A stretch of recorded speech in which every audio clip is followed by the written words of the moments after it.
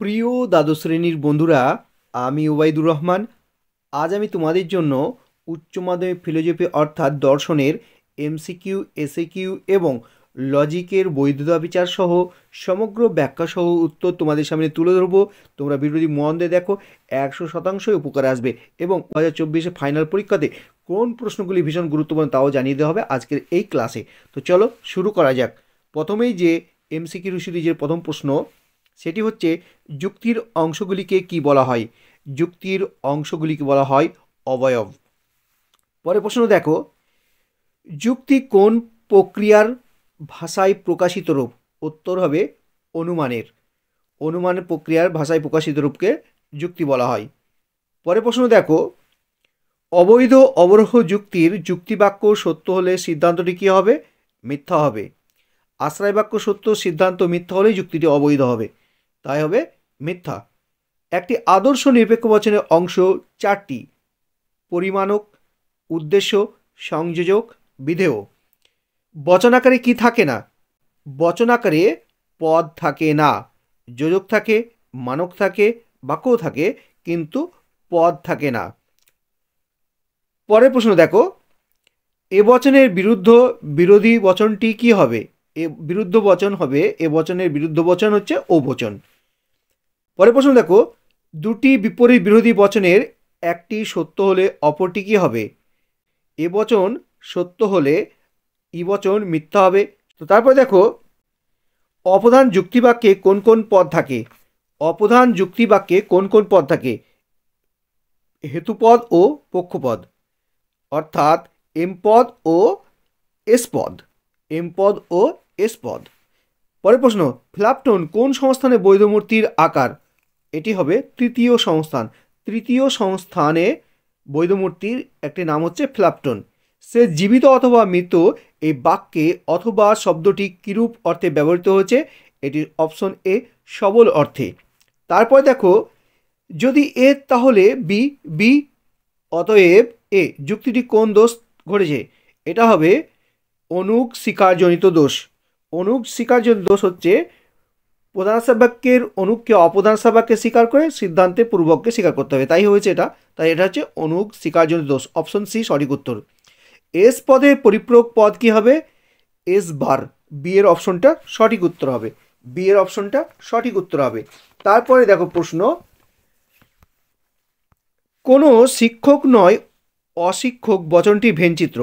কোনো শিক্ষক নয় অশিক্ষক বচনটির ভেনচিত্র সঠিক উত্তর হবে অপশন বি। অপশন বি সঠিক উত্তর চিত্রটি হবে। পি ভেল, পি ভেল নট পি বা কাল পি বচনাকারটি কীরূপ বচনাকার? এটি হবে শতসত্য বচনাকার। সঠিক উত্তর হবে অপশন বি, শতসত্য বচনাকার। সংযোগী বচনের একটি সংযোগী মিথ্যা হলে বচনটি হবে সঠিক উত্তর মিথ্যা। বচনের যোজক জ্ঞাপক চিহ্নগুলিকে কি বলা হয়? ধ্রুবক। পরের প্রশ্ন, উপমা যুক্তির ভিত্তি হলো সাদৃশ্য। সঠিক উত্তর হবে অপশন সি, সাদৃশ্য। আরোহ অনুমানের সিদ্ধান্ত সবসময় সম্ভাব্য। আরোহণের সিদ্ধান্ত সবসময় সম্ভাব্য।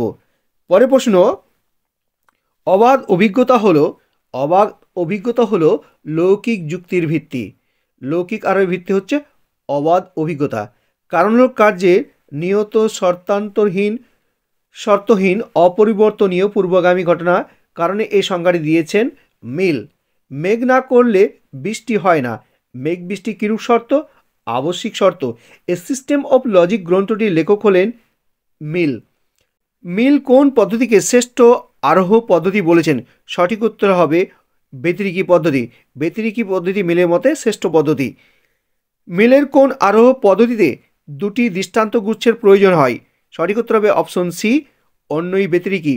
দুটি দৃষ্টান্ত গুচ্ছ বললে পারি অন্যই ব্যতিরেকী হবে, আর দৃষ্টান্ত সদার্থক দৃষ্টান্ত নর্থ দৃষ্টান্ত অর্থাৎ দুটি দৃষ্টান্ত বললে পারে সেটা হবে ব্যতিরেকী। তো সঠিক উত্তর হবে অপশন সি। এবার আমরা দেখে নেব যে এসএকিউ এর সম্পূর্ণ ব্যাখ্যাসহ উত্তর। তো এসএকিউ এর প্রথম প্রশ্ন আছে, অবরোহ যুক্তি কাকে বলে? এক বা একাধিক আশ্রয় বাক্য থেকে সিদ্ধান্ত অনিবার্যভাবে নিশ্চিত হয়। আশ্রয় বাক্য থেকে সিদ্ধান্ত কখনোই ব্যাপকতার হয় না, তা কি বলা হবে? অবরোহ যুক্তি। তারপর দেখো, যুক্তি ও অনুমানের পার্থক্য কী? যুক্তি হলো বাহ্যিক প্রক্রিয়া, অনুমান হলো মানসিক প্রক্রিয়া। ঠিক আছে। বচনের বিরোধানুমান কাকে বলে? কোনো একটি বচনের সত্যতা বা মিথ্যাত্ব থেকে অন্য একটি বচনের সত্য বা মিথ্যাত্ব নির্ণয় করা হচ্ছে বিরোধানুমান। 3 নম্বর প্রশ্নটি দেখো, বিরোধানুমানের নিয়মটি লেখো। বিরোধানুমানের নিয়মটি হচ্ছে দুটি বচন একই সঙ্গে সত্য অথবা একই সঙ্গে মিথ্যা হতে পারে না। সত্য হলে মিথ্যা হবে, মিথ্যা হলে সত্য হবে। পরের প্রশ্ন দেখো, অথবা প্রশ্নটি, ইবচনের অনুবর্তী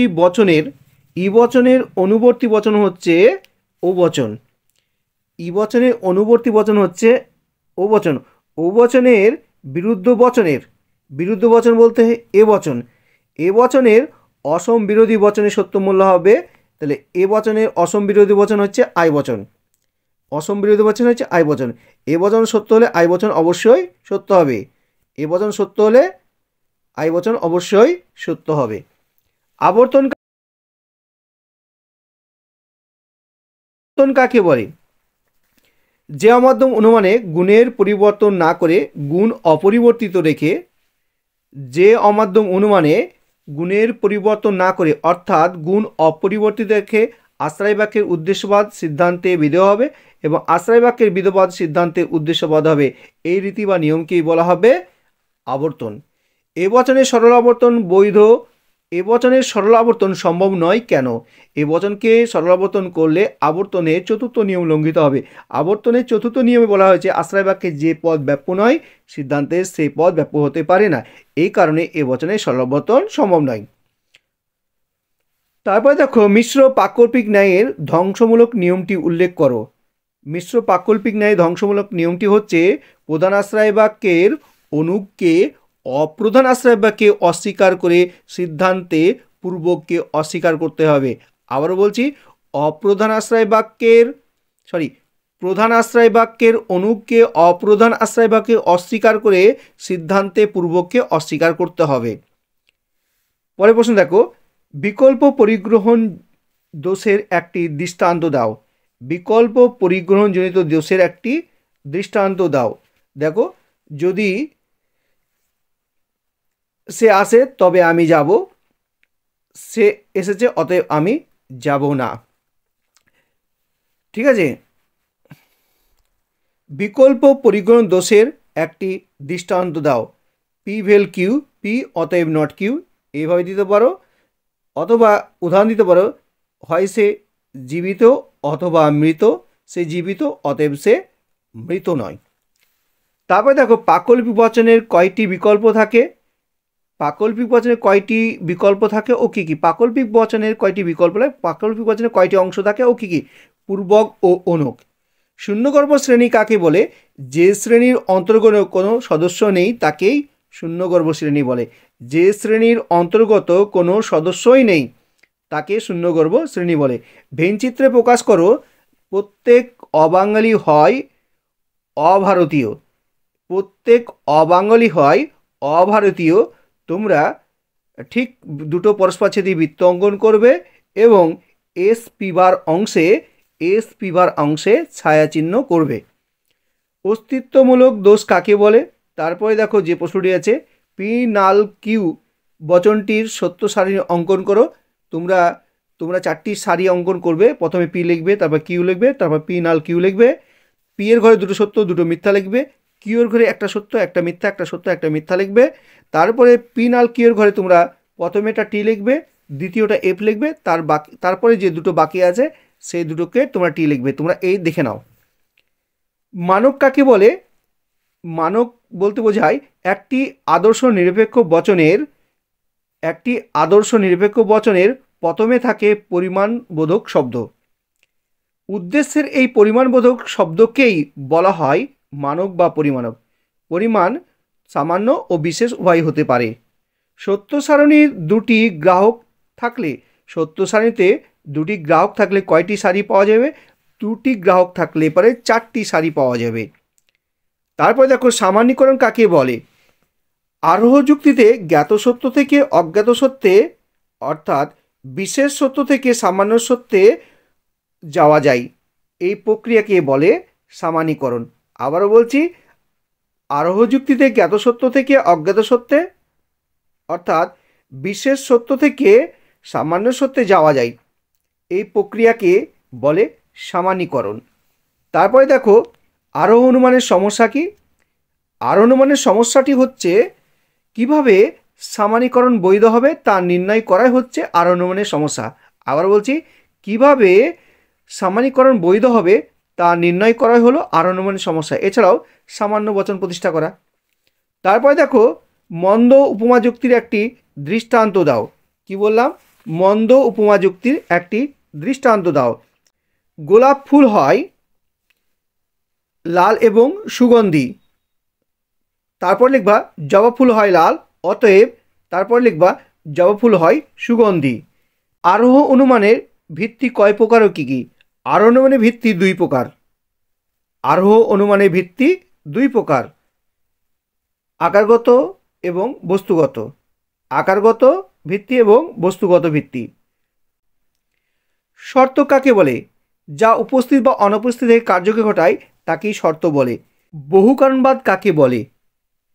যে মতবাদে বলা হয় যে একটি কার্যের বিভিন্ন কারণ থাকতে পারে সেই মতবাদকে বলা হয়, যে মতবাদে বলা হয় একটি কার্যের বিভিন্ন কারণ থাকতে পারে সেই মতবাদকে বহুকারণবাদ বলা হয়। বহুকারণবাদের ত্রুটিগুলি কী কী? বহুকারণবাদের ত্রুটিগুলি কী কী বা সমস্যাগুলি কী কী? বহুকারণবাদের ত্রুটিগুলি কী কী? বহুকারণবাদের ত্রুটিগুলি কী কী বা অসুবিধাগুলি কী কী? তখন তোমরা বলবে বহুকারণবাদে কারণ ও কার্যকে একই দৃষ্টিভঙ্গিতে গ্রহণ করা হয়নি। কি বললাম? বহুকারণবাদে কারণ ও কার্যকে একই দৃষ্টিভঙ্গিতে গ্রহণ করা হয়নি। বহুকারণবাদে কারণের বিশেষীকরণ করা হয়েছে অথচ কার্যের সামান্যীকরণ করা হয়েছে। কি বললাম? বহুকারণবাদে কারণের বিশেষীকরণ করা হয়েছে অথচ কার্যের সামান্যীকরণ করা হয়েছে। তারপরে পরের প্রশ্নটি দেখো, আবশ্যিক শর্ত কাকে বলে? কি বললাম? আবশ্যিক শর্ত কাকে বলে? যে শর্তটি উপস্থিত না থাকলে কার্যটি ঘটতে পারে না। কি বললাম?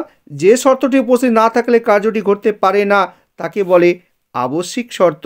পরের প্রশ্ন, বিষ পান করলে মৃত্যু হয়, এটি কোন ধরনের শর্ত? এটি হবে পর্যাপ্ত শর্ত। বিষ পান করলে মৃত্যু হয়, এটি পর্যাপ্ত শর্তের উদাহরণ। এবার আমরা দেখে নেব বড় প্রশ্ন এবং লজিকের ব্যাখ্যাসহ উত্তর। তো প্রথমেই দেখে নেব যে প্রশ্নটি তোমাদের জন্য রয়েছে, নিরপেক্ষ বচন বলতে কী বোঝো? সংযুক্ত গুণ ও পরিমাণ অনুযায়ী নিরপেক্ষ বচনের শ্রেণীবিভাগগুলি আলোচনা করো। ভীষণ ভীষণ গুরুত্বপূর্ণ এই প্রশ্নটি তোমাদের জন্য। তারপরে দেখো তোমাদের যে লজিক করতে হবে যেগুলো, সেগুলো এখানে দেওয়া আছে। দেখো প্রথমে কেবলমাত্র শিক্ষিত ব্যক্তিরাই প্রগতিশীল, এটা এ বচন করবে এবং উদ্দেশ্যবিধ চেঞ্জ করবে। সকল প্রগতিশীল ব্যক্তি হয় শিক্ষিত এবং প্রগতিশীল উদ্দেশ্যবাদ ব্যাপ্য এবং শিক্ষিত ব্যক্তি অব্যাপ্য, এটা লিখে দেবে। তারপরে যদি কোনো ছাত্র বুদ্ধিমান হয় তাহলে সে পরীক্ষায় ভালো ফল করবে, এটাও এ বচন করবে। সকল বুদ্ধিমান ছাত্র হয় এমন যে সে পরীক্ষায় ভালো ফল করবে। সকল বুদ্ধিমান ছাত্র হয় এমন যে পরীক্ষায় ভালো ফল করবে, এটাই বচন করবে। এবং তোমরা লিখবে বুদ্ধিমান উদ্দেশ্যবাদ ব্যাপ্য এবং পরীক্ষায় ভালো ফল করবে, এটা বিধপদ অব্যাপ্য। তারপরে বৃত্তাকার বর্গক্ষেত্র নেই, বৃত্তাকার বর্গক্ষেত্র নেই। তো তোমরা লিখবে কোনো বর্গক্ষেত্র নয় বৃত্তাকার, কোনো বর্গক্ষেত্র নয় বৃত্তাকার, এখানে ই বচন হবে এবং উভয় পদ ব্যাপ্য হবে। তারপরে কদাচিৎ স্বার্থপর ব্যক্তিরা অপরকে সাহায্য করে, কদাচিৎ স্বার্থপর ব্যক্তিরা অপরকে সাহায্য করে, এটা ও বচন হবে। তোমরা এইভাবে লিখবে, কোনো কোনো স্বার্থপর ব্যক্তি নয় এমন যে অপরকে সাহায্য করে, বা এরকমও লিখতে পারো কোনো কোনো স্বার্থপর ব্যক্তি নয় অপরকে সাহায্যকারী।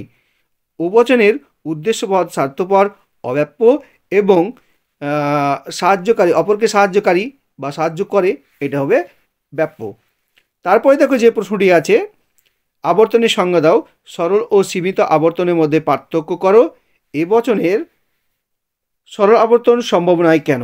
তারপর যে প্রশ্নটি দেওয়া আছে দেখো, আবর্তনের সংজ্ঞা দাও, সরল ও সীমিত আবর্তনে পার্থক্য করো, এ বচনের সরল আবর্তন সম্ভব নয় কেন? লজিকে পরিণত করতে হবে। দেখো কেবলমাত্র সৎ ব্যক্তিরাই বিশ্বাসযোগ্য। তোমরা এ বচন করবে, উদ্দেশ্য বিধেয় চেঞ্জ করবে। সকল বিশ্বাসযোগ্য ব্যক্তি হয় সৎ। এ বচনের বিবর্তন করলে ই বচন হবে, ই বচনের আবর্তন করলে ই বচনই হবে। মানুষ কদাচিৎ সুখী হয়, মানুষ কদাচিৎ সুখী হয়, এটা ও বচন হবে।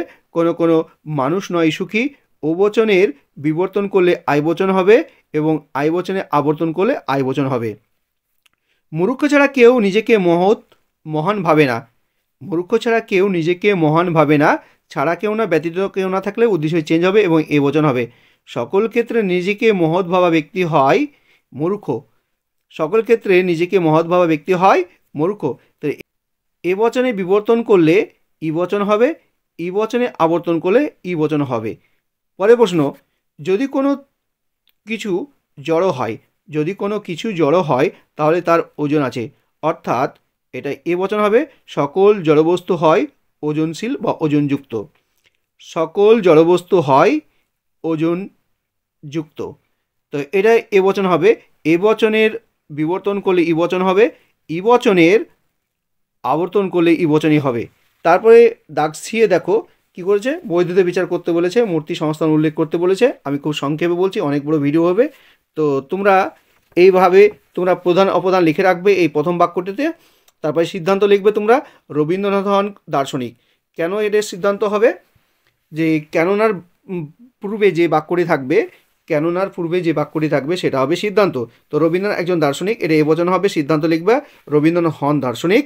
তারপরে আবার তিনি আছে, সেটা হবে রবীন্দ্রনাথ, রবীন্দ্রনাথ হন কবি। ঠিক আছে।